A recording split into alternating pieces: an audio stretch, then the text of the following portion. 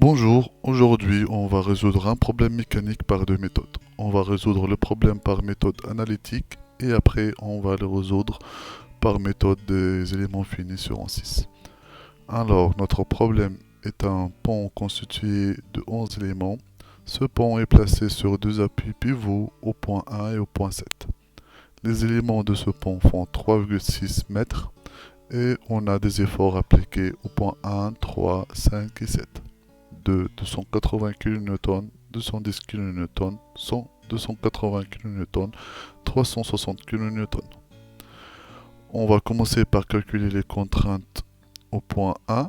Pour cela, on va utiliser les équations statiques où la somme des moments est égale à 0 et la somme des forces est égale à 0. On commence par la somme des moments est égale à 0.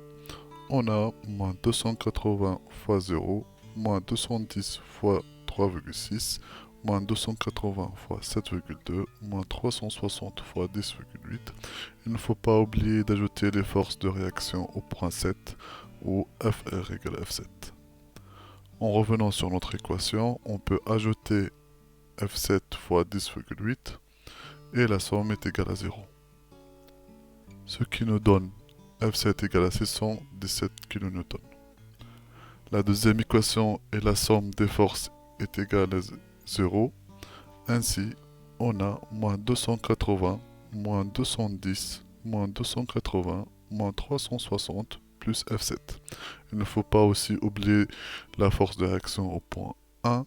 La somme est égale à 0, ce qui nous donne F1 égale à 513 kN. Maintenant, on veut calculer les forces et les contraintes dans l'élément numéro 1 entre le point 1 et 2. Au point 1, on a deux forces. La force appliquée de 280 kN et la force de réaction de 513 kN.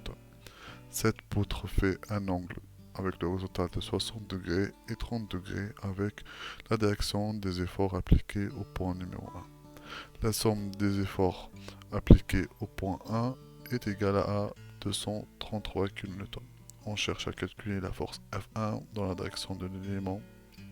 Du coup, F1 est égal à 233 kN sur cosinus 30. Ainsi, F1 est égal à 269 kN. On passe maintenant au calcul de contrainte. Contrainte égale à force sur surface. La surface est la section de la poutre.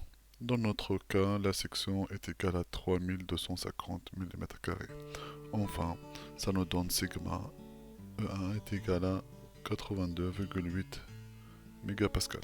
On passe maintenant à la modélisation numérique de notre structure sur ANSYS. Pour cela, on choisit le module structure statique. On le prend et on le fait glisser sur notre feuille. On peut le renommer comme on veut. On va choisir pont 2D par exemple. On lance géométrie afin de dessiner notre structure. Et on commence tout d'abord par changer l'unité.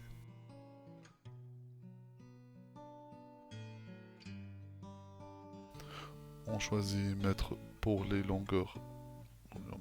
On varie la précision primaire et la précision angulaire afin d'avoir meilleure précision. On change après l'emplacement de grilles mineures pour faciliter la manipulation lors de la conception. On choisit notre plan pour commencer le dessin de notre structure.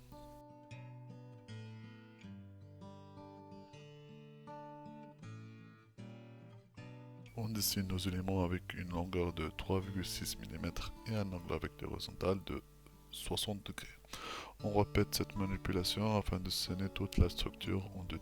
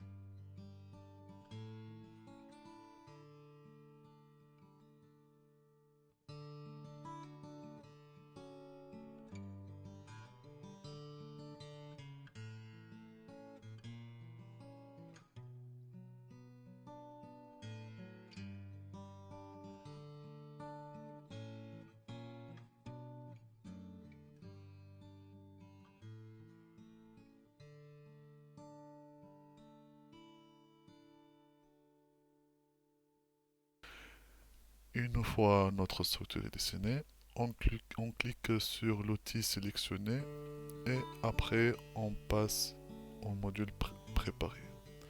Dans ce module, on peut attribuer à nos éléments les sections souhaitées. Pour cela, on clique sur l'outil section. On dispose de plusieurs types de sections, circulaires, rectangulaires, en forme de T, en forme de U, etc. Dans notre cas, on va choisir une section circulaire.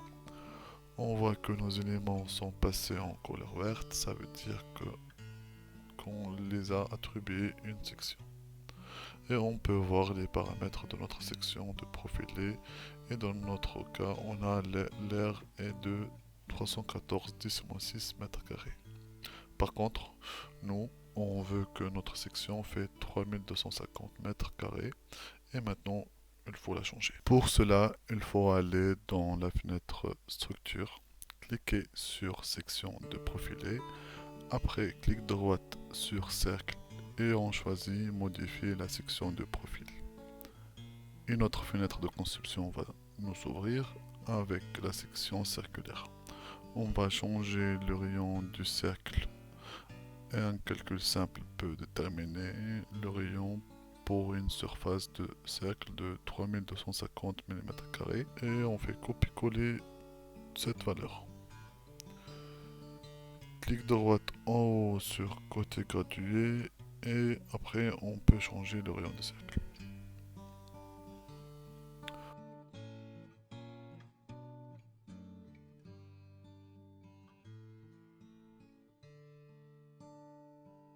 On ferme cette fenêtre pour revenir à notre conception et on peut vérifier que l'aire du cercle a changé et maintenant est égal à 3252 m². Notre conception est terminée. On ferme Space Claim pour revenir à notre workbench. Après, double-clic sur modèle afin de commencer la modélisation numérique. Le module Mechanical s'ouvre, on peut commencer la modélisation. On choisit notre plan de structure. On va parcourir un peu l'arbre arborescente. On a géométrie où on trouve nos éléments dessinés. On trouve aussi matériaux. On a affecté aux éléments de l'acier standard avec 200 000 mégapascales. On trouve aussi section droite où on a notre section circulaire avec ses paramètres. On passe maintenant au maillage et on le met à jour. Une première remarque en regardant la structure à droite, les éléments sont de différentes couleurs. Ceci veut dire qu'ils n'appartiennent pas au même corps et je vous le dis dès maintenant, ça va nous poser un problème mais on continue. On va résoudre ce problème justement après. On revient à notre maillage où on va changer la taille des éléments. Ils sont mis par défaut, pour notre cas nous on va choisir 4 mètres afin d'avoir un élément par maillage. Et on le met à jour. Notre maillage est mis à jour, on peut voir que le maillage maintenant est grossier, on a un élément par maille. Ainsi on passe à l'étape suivante où on va positionner les conditions limites. Alors clic droit sur structure statique, insertion, on a toute la liste des efforts et les conditions limites. On va choisir notre première condition limite, c'est support fixe. Après, on clique sur l'icône sommet et on choisit l'emplacement de notre première condition limite. On passe à la deuxième condition limite où on va choisir déplacement. La condition limite déplacement autorise 3 translations, dans X, Y, Z. Et là, on va bloquer juste une seule translation dans Z.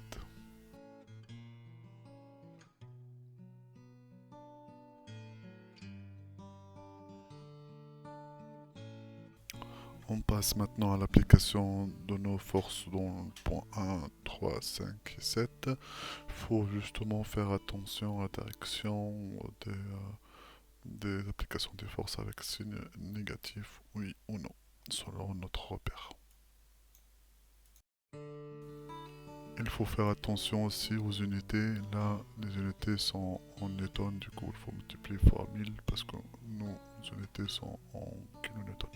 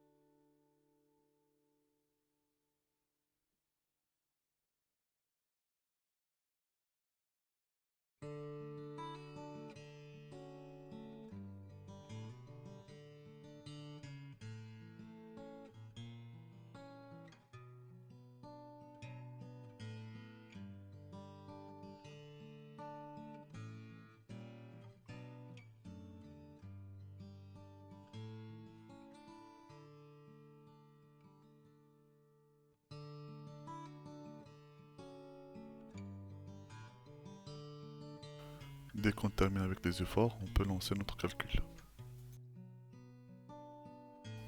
Et là, on a l'icône d'erreur avertissement qui s'affiche. Avec un message sur les erreurs existantes. Et on peut lire que des avertissements ou des erreurs concernent les pivots du solver. Du coup, on a des problèmes de pivots qui viennent de que nos éléments sont pas de le même corps, que sont séparés. Pour résoudre ça, on va revenir à notre géométrie. Je vais vous montrer l'astuce pour résoudre ce problème.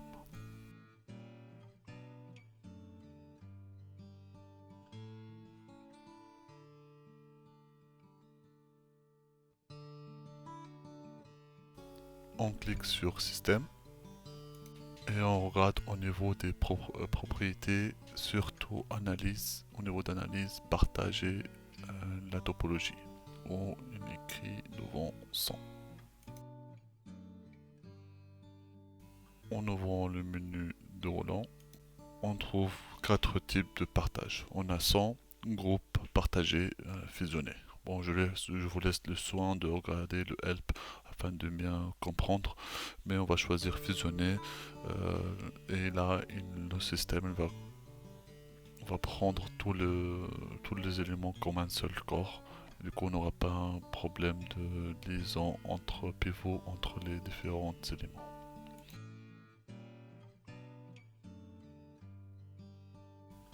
Et on peut revenir à notre modélisation. On a une alerte qui nous indique qu'il y a eu des changements, on va l'accepter.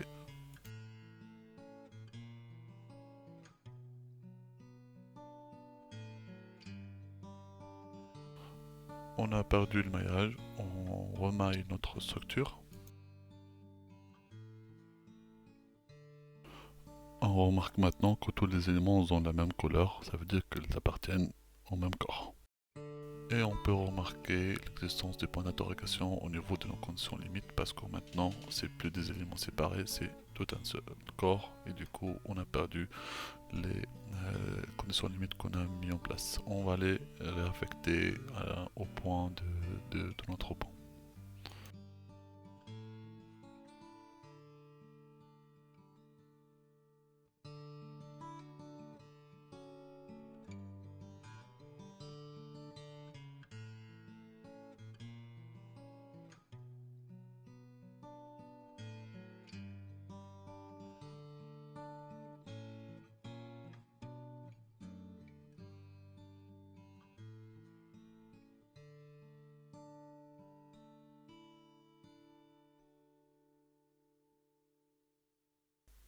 On relance le calcul une deuxième fois et on peut voir qu'il a tourné sans problème. Bien sûr, on n'a pas de résultats parce qu'on n'a pas mis les outputs et c'est le moment de les mettre en place afin d'observer que ce soit les contraintes, l'effort de réaction ou bien les déplacements. Pour cela, clique droite sur Solution. Après Insertion, on peut insérer le déplacement. Dans notre cas, nous, on a des éléments poutres. Du coup, on va directement aller à Outils poutre. L'outil poutre va nous permettre de suivre les contraintes directes, les contraintes combinées minimales, les contraintes combinées maximales.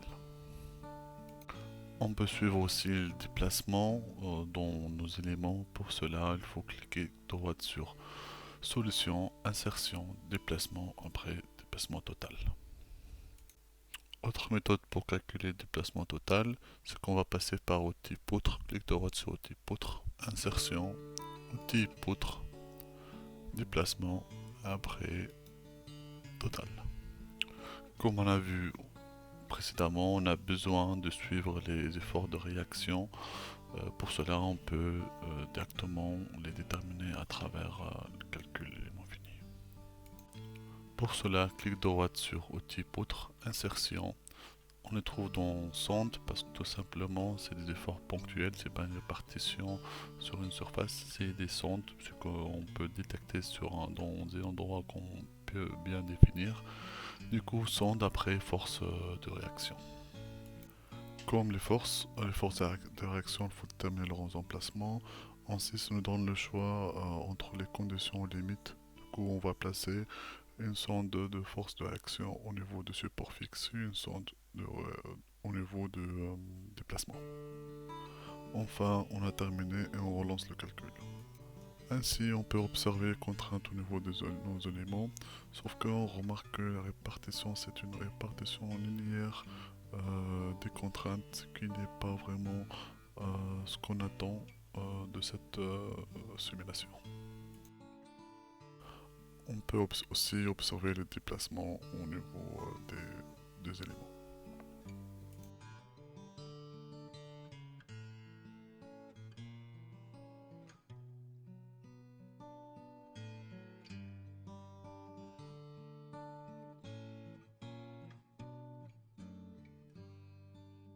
Et là, on passe aux forces de réaction. Et là, on remarque que la direction de force de réaction au niveau du support fixe est correcte. Ainsi, les valeurs sont correctes. C'est les mêmes valeurs qu'on a trouvées précédemment par calcul analytique. Et la même chose pour la force de réaction au niveau du déplacement. Le sens est correct, la direction aussi, et les valeurs sont correctes par rapport à ce qu'on a trouvé lors du calcul. Revenons maintenant aux contraintes au niveau de notre structure, où on va essayer de trouver les minimums et les maximums et mettre pourquoi pas des points pour pouvoir mesurer les contraintes dans les différents éléments et différents endroits. La contrainte minimale se trouve au niveau du point numéro 4 et la contrainte maximale se trouve au niveau du point numéro 5. Le déplacement maximal se trouve en haut de notre structure, le déplacement minimum se trouve au niveau du point numéro 1 avec le support fixe.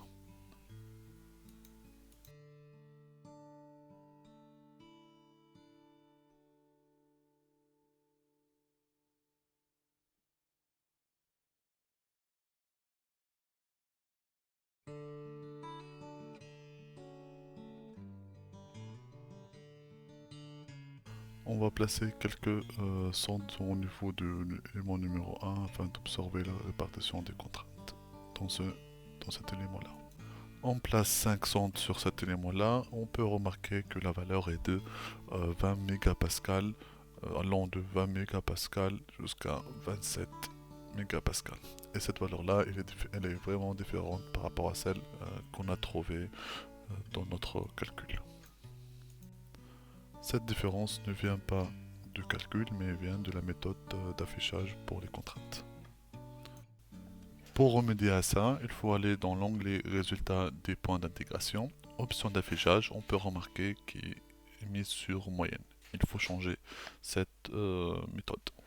Et on va choisir l'option élémentaire. Ça veut dire qu'il va nous afficher les résultats sur l'élément complet. On relance le calcul. On peut remarquer un changement de couleur qui revient au changement de répartition des contraintes dans nos éléments. Les couleurs sont unies, ça veut dire que la contrainte est calculée par rapport à chaque élément. En plaçant des sondes afin d'observer les contraintes, on remarque que les valeurs de contraintes sont changées et maintenant on a une contrainte de 82 mégapascales. Et on trouve le même résultat qu'on a trouvé précédemment par calcul. Maintenant on va changer le maillage et voir son impact sur les contraintes ou le déplacement ou la déformation. On va mettre un maillage fin, un maillage au lieu de 4 mètres, un maillage de 0,2 mètres. Du coup sur le même élément on aura plusieurs maillages. On remet à jour le maillage et on lance le calcul.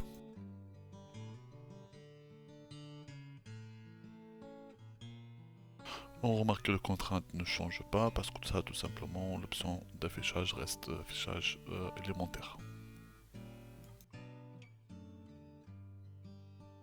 Et en plaçant des sondes on obtient la même valeur 82 mégapascales.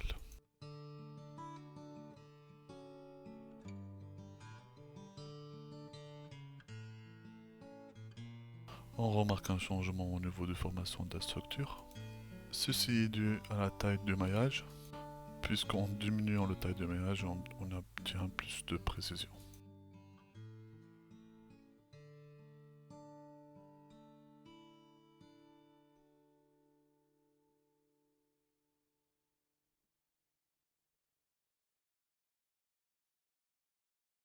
À la fin de cette vidéo, je tiens à vous remercier et n'hésitez pas de liker ou partager cette vidéo entre vous et de laisser des commentaires si vous avez des questions et j'essaierai de répondre dès que possible. Merci.